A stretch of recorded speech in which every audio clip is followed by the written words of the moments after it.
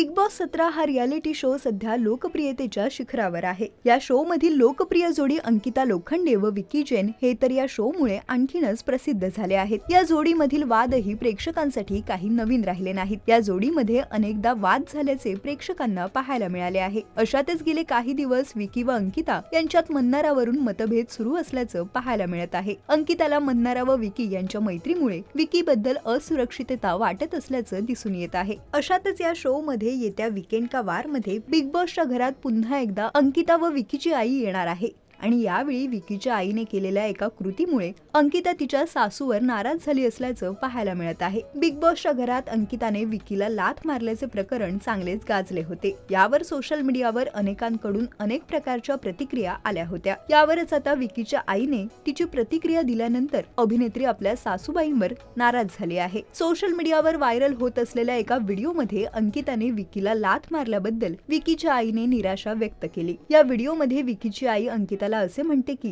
ज्या दिवशी तू विकीला लाथ मारलीस मी लगेच तुझ्या आईला फोन केला। मी तिला विचारले की तुझ्या पतीशीही तुम्ही असेच वागत होता का? तुम्ही देखील तुमच्या पतीला अशीच लाथ मारत होतात का? आणि हे ऐकताच अंकिताने यावर नाराजी व्यक्त केली। यावर अंकिताने सासूला प्रत्युत्तर देत असे म्हटलं की माझ्या आईला फोन करायची काय गरज होती? माझ्या वडिलांचे निधन झाले आहे आणि अशा गोष्टीत तुम्ही आई वडिलांना कृपया आणू नका। विकीच्या आईच्या या वागणुकीमुळे अंकिता तिच्या सासूवर चांगलीच नाराज झाली असल्याचं पाहायला मिळत आहे। दरम्यान अंकिताच्या वडिलांचे तिने बिग बॉसच्या घरात प्रवेश करण्यापूर्वी ऑगस्ट मध्ये निधन झाले होते।